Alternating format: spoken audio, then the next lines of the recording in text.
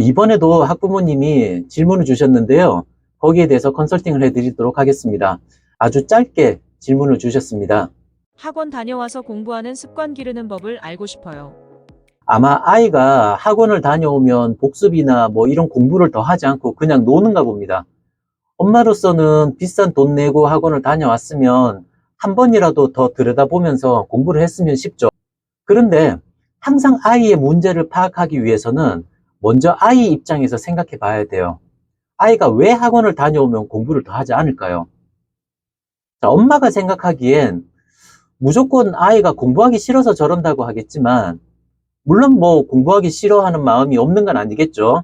그렇지만 아이 입장에서는 조금 다른 생각을 할 수가 있어요. 아이는 어떻게 생각을 할까요?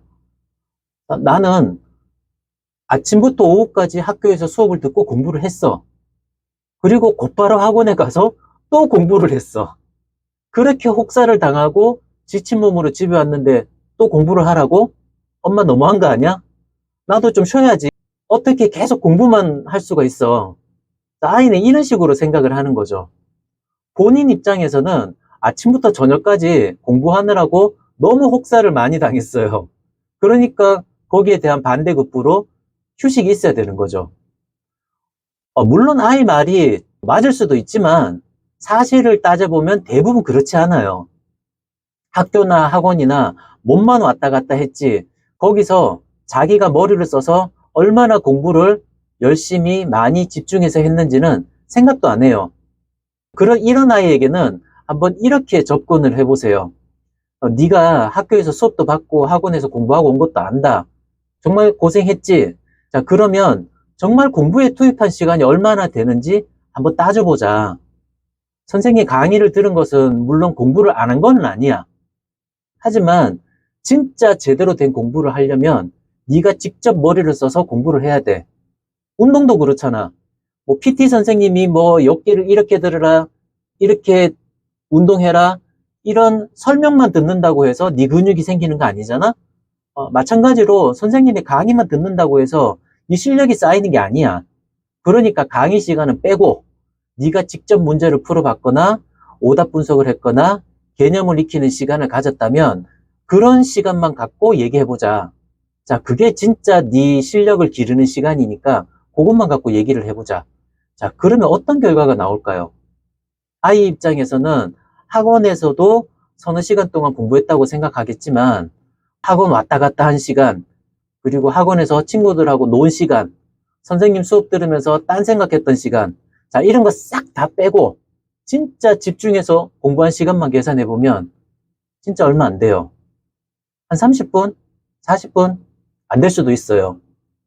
그렇다고 아이한테 야, 너 공부한 시간이 이거밖에 안 되는데 뭘 놀고 있어? 자, 이렇게 코너로 몰아붙이시면 안 되고요. 좀 다독이셔야 돼요. 엄마가 아이하고 한 팀이라는 거를 인지시켜야 됩니다. 3, 40분 정도 되는 공부 양도 네 입장에서 보면 적은 양은 아니지만 그래도 너는 서너 시간 투자해서 그 정도밖에 공부를 못했기 때문에 뇌의 근육을 만들기에는 턱없이 부족해. 그러니까 네가 학원에서 돌아와서 딱 30분만, 아니 20분만이라도 한 번만 더 복습해주면 그 3시간, 4시간 고생했던 거를 살릴 수 있거든. 이걸 안 해주면 그 많은 시간을 날리니까 그게 엄마로서 난 너무 안타까워. 조금만 더 해주면 이 뇌에 근육이 생길 텐데 실력이 쌓일 텐데 너무 아깝잖아.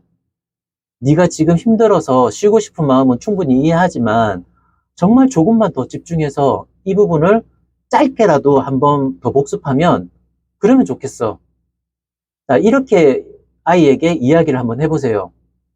여기서 또 팁을 하나 더 드리자면 만약 아이하고 이런 얘기가 잘 돼가지고 아이가 그럼 나 10분만 더 볼게, 뭐 5분만 더 복습할게. 자, 이런 얘기를 이끌어냈으면 일단은 거기서 만족하셔야 돼요. 처음부터 너무 많은 것을 욕심내지 마세요.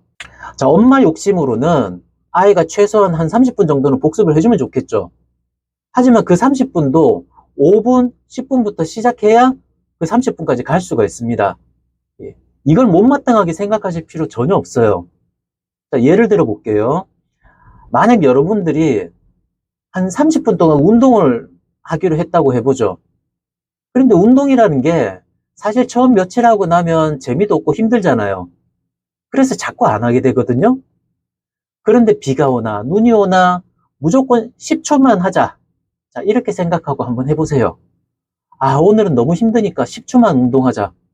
자, 그러면 희한하게 10초만 운동하자고 했던 게 10초짜리를 3번 할 수 있어요. 그러면 그 10초짜리 운동 때문에 1분을 할 수 있게 되고, 그 1분을 하면 그게 또 10분을 할 수가 있게 됩니다. 자, 애들 공부도 똑같아요. 30분을 이렇게 나눠가지고, 뭐 5분, 5분, 10분, 10분, 이렇게 하다 보면 아이도 공부하는데 좀 힘이 생깁니다. 정말이에요. 아이가 이렇게 짧게라도 계속 할 수 있도록 기다려주고 독려도 하면서 이렇게 이제 밀당을 하는 거죠. 그리고 나면 그래 수고했다 하면서 아이가 마음껏 노는 거를 허락해 줘야 됩니다. 아이가 노는 모습을 보고 있으면 엄마 속이 좀 문드러질 수도 있겠죠. 예, 그렇지만 꼭 참아야 합니다. 아이한테만 인내심, 끈기 이런 거 가지라고 요구하지 마시고요. 엄마도 인내력과 끈기를 가져야 합니다. 기본적으로 공부하는 습관이 안 돼 있는 애들한테는 이 방법이 진짜 제대로 공부시키는 방법이에요. 여기서 제일 중요한 포인트가 뭐냐면 아이가 왜 공부하기 싫어하는지에 대해서 이해하고 그 입장을 공감해 줘야 하는 거예요. 공감을 해야 말이 부드럽게 나오거든요. 그래야 아이하고 싸우지 않게 됩니다. 공감을 하지 않으면 아이는 계속 갑옷을 둘러요. 엄마하고 이야기하는 동안에. 그렇게 방어 태세를 하고 있는데 그거를 엄마가 아무리 칼과 창으로 공격해 봐야 이게 뚫리냐는 거죠. 그래, 공부가 얼마나 하기 힘들겠냐 하고 이해해 주시고 인내심을 가지고 아이가 꾸준하게 조금이라도 집중해서 공부할 수 있도록 환경을 만들어 주시는 것이 필요합니다. 자, 이렇게 해야 나중에 정말 필요하면요. 그때 아이를 공격해서 항복을 받아낼 수가 있어요. 지금은 아무리 험한 말로 공격해봐야 아이가 엄마가 내 편이 아니라고 생각을 하면 계속 갑옷을 두르기 때문에 절대 이길 수가 없습니다. 아시겠죠? 네, 오늘은 여기까지 하겠습니다.